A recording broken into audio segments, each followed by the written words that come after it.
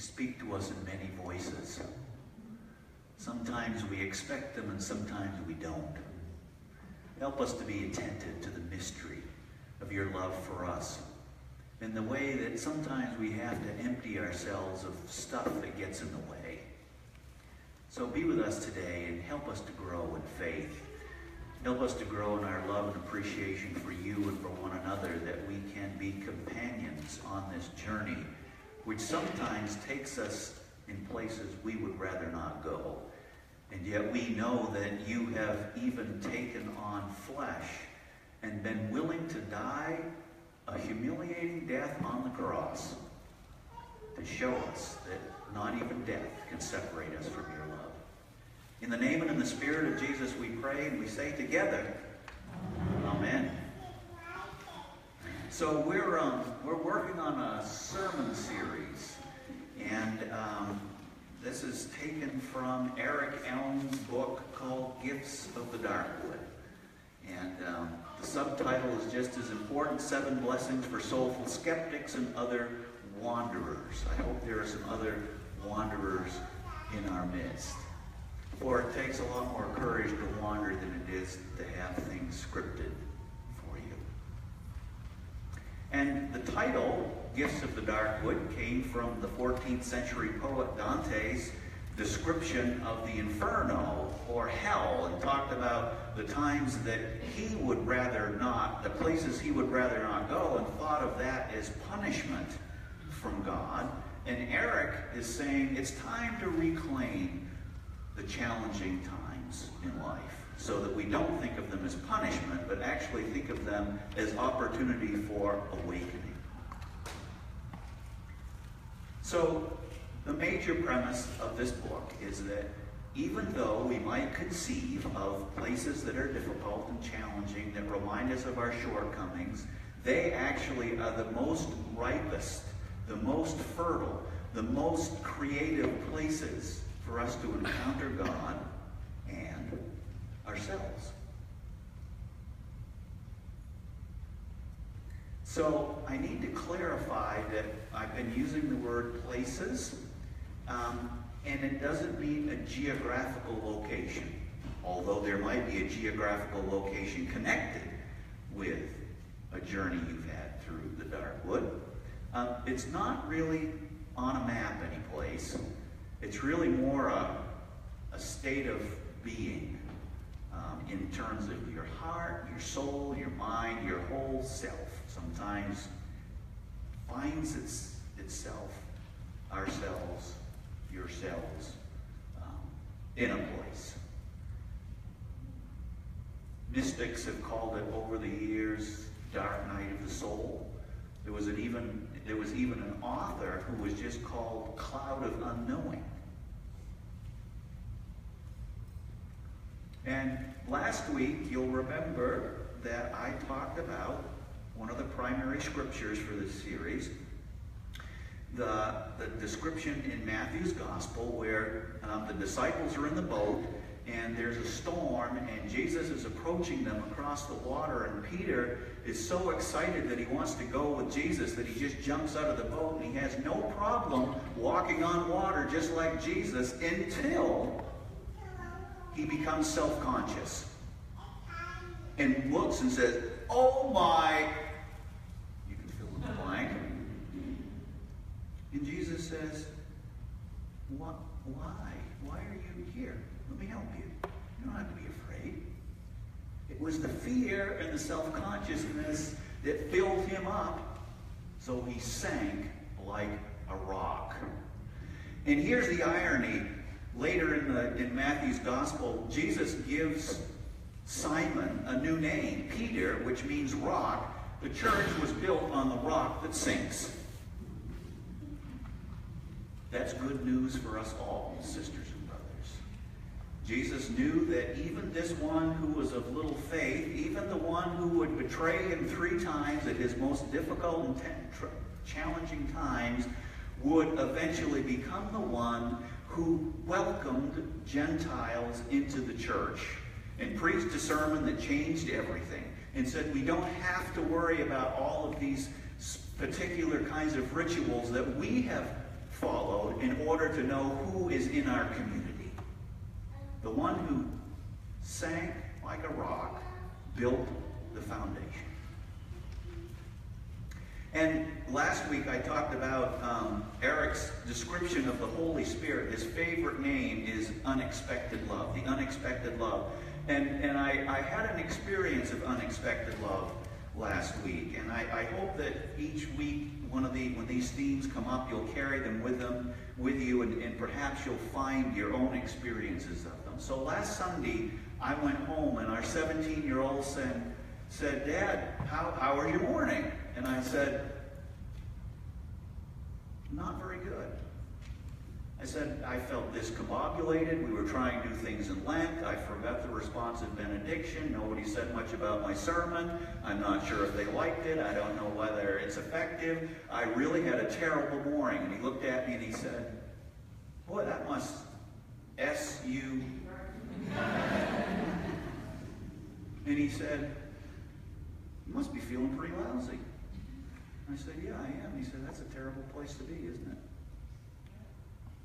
And all of a sudden, the dark wood had become an opportunity to connect with a 17-year-old, and I'm not just bragging on my son, who was giving a response I would not necessarily expect to come from a 17-year-old boy. If I had come in and said, "Oh, it was great, Jacob, just like every Sunday," he wouldn't have said anything. He would have just said, "Oh, good, Dad." So by taking the risk of actually talking about what life was like for me, even with my son, and even though my dad never talked about anything that bothered him, that was, he wanted to protect his son and his wife and everybody else in the meantime, it meant he was not as connected as he could have been. So gifts of the dark. And yesterday, I actually served the United Church of Christ. Our denomination is a covenanted relationship between churches around the nation and around the globe. And we have a conference, which is a region. And I serve on the Committee on Ministry, which is the committee that authorizes those who are interested in being in ministry, supports them, and unfortunately also sometimes has to discipline pastors who are not acting as they should be acting. And yesterday, we heard from our conference minister, Walter John Boris, who is retiring. We had an exit interview with Walter John. And one of the things that he said, which stuck with me, is he said, "I have been serving in local churches for 38 years, and I've been in 5 different settings, and it wasn't until the last 2 that I realized that I had to be myself as a minister instead of what I thought people wanted me to be as a minister." In other words, he was willing to make peace with those parts of himself that weren't perfect and that were shortcomings. And instead of pretending that he could do everything, he just worked with his gifts. That's a great example of the gift of emptiness. And there's a poem by Rumi called "Out Beyond Ideas of Right and Wrong, There's a Field, and I'll Meet You There." It's a little bit what this is getting at, when you can sort of let go of the right and wrong, the good and the bad, all the divisions that we sort of create for ourselves, and just accept that there are some shadow parts to us and to all people. In Eric's book, he talks about it as going from fear to flow, which I absolutely love. I love that idea. When we let go of the fear of our shortcomings, our self-loathing and our blaming of others, we find the gift of emptiness. Can I get a witness on shortcomings or self-loathing, or, one of my personal favorites, projecting my shortcomings on other people? Oh, here's a classic example. I hate to be late. And I don't like it when other people are late. And guess how many times I'm late? More than I can count on my hand. Anybody else have any of those issues that it's like it's a hot button? It'll push your button, and then you realize, oh, you know what? Maybe I struggle with that too. Maybe that's why it pushes my button.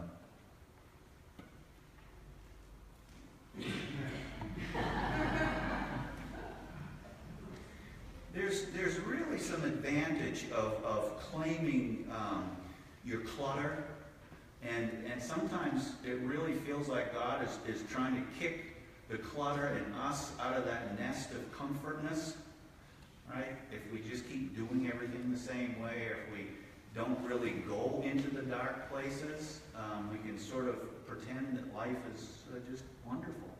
But I just love that image. You know, the mother bird knows that the baby's got to get out of the nest at some point. So there's this interesting intersection between greatness and humility, and how it is that when you actually integrate your shortcomings rather than just pretending that there's somewhere else or somebody else, it's amazing what will happen. Now there's probably at least one person in the sanctuary today who knows who this person is on the screen, and if you know, don't say anything yet.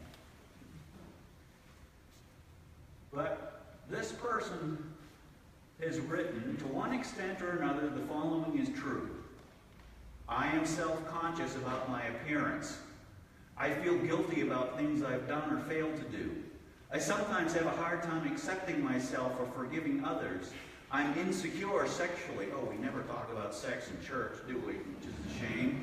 I'm successful but fail in ways that matter to me. My life is stressful, my happiness fleeting, my health insecure. I worry about aging. I worry about dying. More than once, my heart has been broken. However deep my faith, when the roof caves in, I shake my fist at heaven. You wonder what your life means. Now, none of us can connect with any of those dots, right? Just totally foreign. This is Forest Church, one of the most prominent UU ministers. And he's written 20 books, and he's served some of the most prestigious pulpits. And I don't say this as, oh yeah, the guy who can write 20 books is the kind of guy that can do this. No, he's able to do what he does as a spiritual leader because he knows himself and is willing to go there. Holy human. Now the second gift I want to talk about this morning, so the emptiness is the first one. You get to dump out the stuff that you'd like to dump out during Lent. And realize maybe what you treasure so much about yourself, maybe not that treasureful. If you dump some of it, there might be even more treasure that you're not even aware of because the bucket's too full. The gift of being thunderstruck. Have you ever noticed that we call it thunder and lightning when actually it's lightning and thunder? Right? The thunder doesn't happen first. The lightning's what happens first. It's the same thing when we talk about death and dying. Right? Death and really? Why isn't it dying and death? I think part of it, and maybe this is just semantics and I'm having fun, but I really believe that we can get sort of into a place where we become so enamored with our ability to kind of figure things out that we forget that we don't know everything. And that it's really good that we don't know everything. Now, I'm not encouraging ignorance. I'm simply saying when you know your limits and claim them, then you can be fully human. This is one of my favorite quotes of all time. One of the most famous scientists says, the more I study science, the more I believe in God. So Eric says one of the things about thunderstruck moments is that they actually encourage kind of a mythological imagination. And I know that from biblical studies and oftentimes in talking to Christians, they'll say, well, you know, the Old Testament is really about the Jewish people. We don't really have to pay much attention to the Old Testament. Well, that's really anti-Semitism in a very smooth, glossed-over way. Because if you follow Torah, you're actually living with the Spirit in your heart. And it was Jeremiah who said, you really have to have the law written in your heart. So we as Christians have to be really careful about that. We also have to be careful about saying, oh, well, you know, those old scriptures were just written because people didn't really understand science. And they were sort of superstitious, and they came up with all these things that would help them feel okay so they wouldn't feel too afraid. Yes and no. Because I believe that we have entered into the 21st century with a kind of addiction to science. Now, don't get me wrong. I am so glad that we have science. I am not a creationist. And how many of you have been sick recently and thought you'd go to the doctor and it would just somehow magically work, that you could get a pill and you'd get better? There are limits to science. There are limits to reason. There are limits to rationality. There are limits to these little brains. There's also vastness. But we need to pay attention with a kind of mythological imagination to those intuitions, to those nudges, to those little snapshots, those little times when all of a sudden it feels like you know why you are supposed to be on the face of the planet. Can I have a witness on that? Anybody have some of those things happen and then they kind of disappear really fast? So we need to recover this lost art. And so I'll give you an example of how this has worked in my life, because it's amazing how many people will say, well, how did you get into ministry anyway? And I oftentimes, my honest answer is, I got called and I don't even completely understand it. And I have lots of times when I feel like, boy, God, were you really, was this the right guy? I mean, so it started in Center Street Church in Machias, Maine. That's a picture of it. And I was shaped by that church. And I remember as a high school kid, I read scripture, and there happened to be a visiting dignitary from the United Methodist Church, and he said, you know, ministry can always use good young men like you. Now, he was giving away his generation, because he was probably 70 at the time, and I'm not exactly 21 anymore. But that was sort of I remember thinking, really? It's interesting. And then, when I got to college, this is my chemistry professor, Ron Christensen, and in the first week I was meeting with him. He was my advisor, and he said, well, David, what are you going to do when you grow up? What do you think you're going to be, or what are you doing here? And what do you want to get out of this college experience? And I said, well, I'm really fascinated with science and marine science, and I could see myself as a marine biologist. And I said, and my parents have always said that I'm great at arguing, and I'm sort of attracted to going to law school, maybe being an environmental lawyer. And then I said, and I could see myself as a minister. And I remember thinking, who said that? Where did that come from? I was sitting in a big chair. Literally, I thought, where did that come from?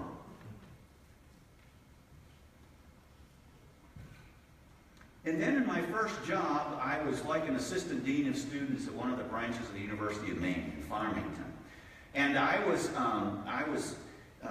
doing this job because I was trying to figure out what to do with my life next. I thought I would work in college admissions because I had done that when I was a senior in college, liked it. And so these students, I lived in a dorm, right? So I'm getting these knocks on the door all times of the day and night, all these whole range of problems. And I went to the local UCC minister, Dick Waddell, and I said, hey, Dick, this is what's going on. I said, I thought to myself, you need to talk to the chaplain. And I opened up my staff directory, and I'm going down through the directory, and there's no chaplain. And Reverend Waddell said to me, maybe you're supposed to be their chaplain. And there was another one of those, oh really? And then, if you can't read the sign above it, it says, for God, for country, and for Yale.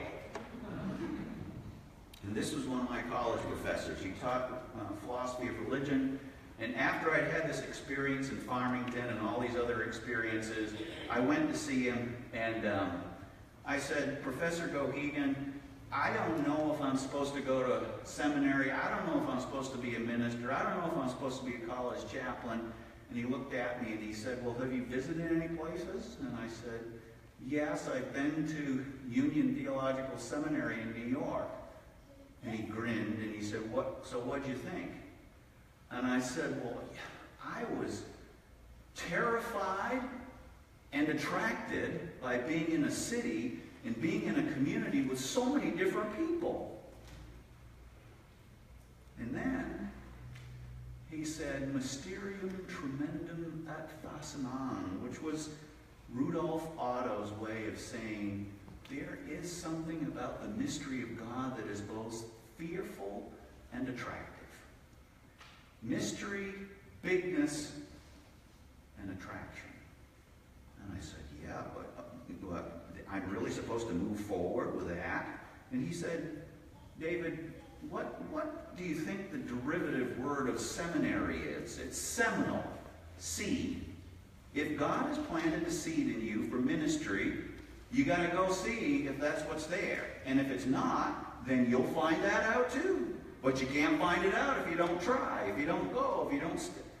So all this is to say, there are lightning bolt moments. There are flashes, but rarely are there leaps of faith that don't have any steps leading up to them. This has been my experience of the sacred. This has been my experience of God, because it's not just something where all of a sudden I have to jump. It's that I look back at my life and all of a sudden I see that there are things pointing in a direction. Anybody else have those? And it doesn't mean call to ordained ministry. It could be called for whatever it is that you're doing with your life. Churches are called too. In 2008, that's what happened to the stock market. How many of you lost a good chunk of your retirement in 2008?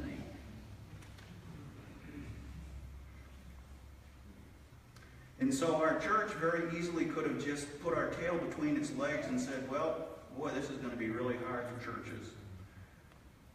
So after about a year, there was a brave group from our board who said, I think we need to do something because we're facing this downward trajectory and we're going to crash and burn. And what was interesting is that when I read from the chapter to the board, there's a section in this book from the Alban Institute that says, churches adapt, change, and grow, or they die.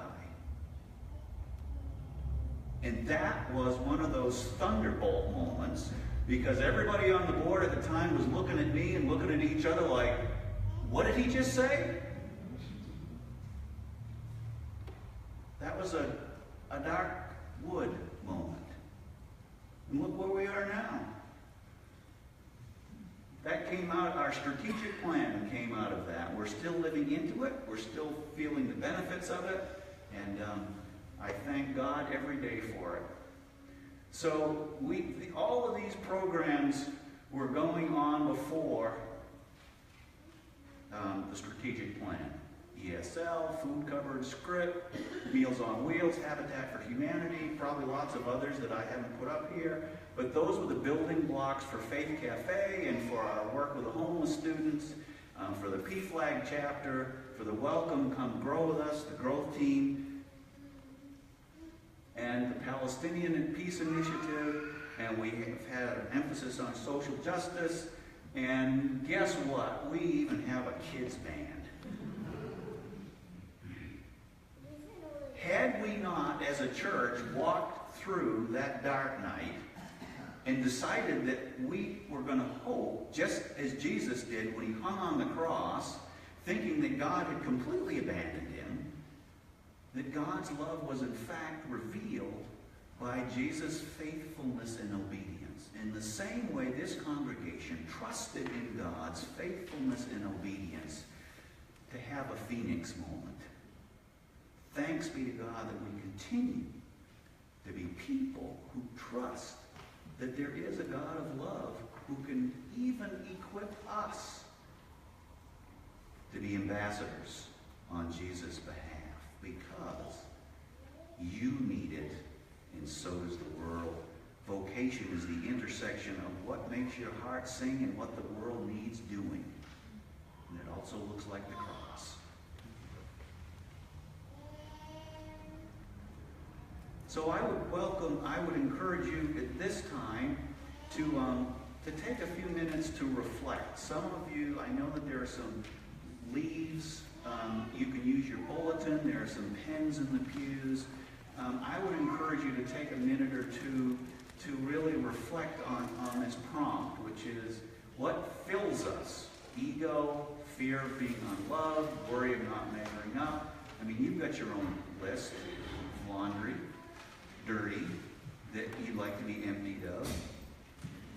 Take a minute or two and doodle on your bulletin, or if you want, you could write on one of the leaves. And this is our darkwood tree. And we're going to be putting, some of you made leaves on Ash Wednesday, some of you made some last week. Rather than taking the time to attach them to the tree, after you deliberate, doodle, write a word that responds to the prompt. You may, if you wish, bring it forward and put it in Beth's basket. So this is our time for reflection.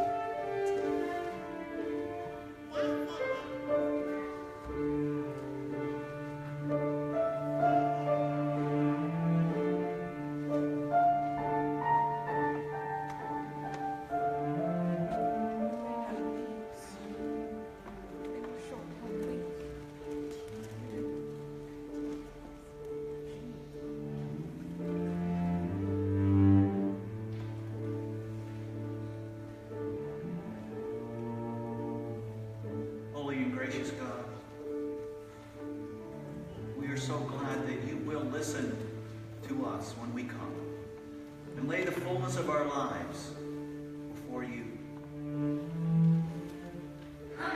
You know us through and through, Holy God. It's we who deceive ourselves and find ourselves stuck with illusions that we keep returning to because oftentimes we don't even know we have the choice of a new and a different path. So meet us here.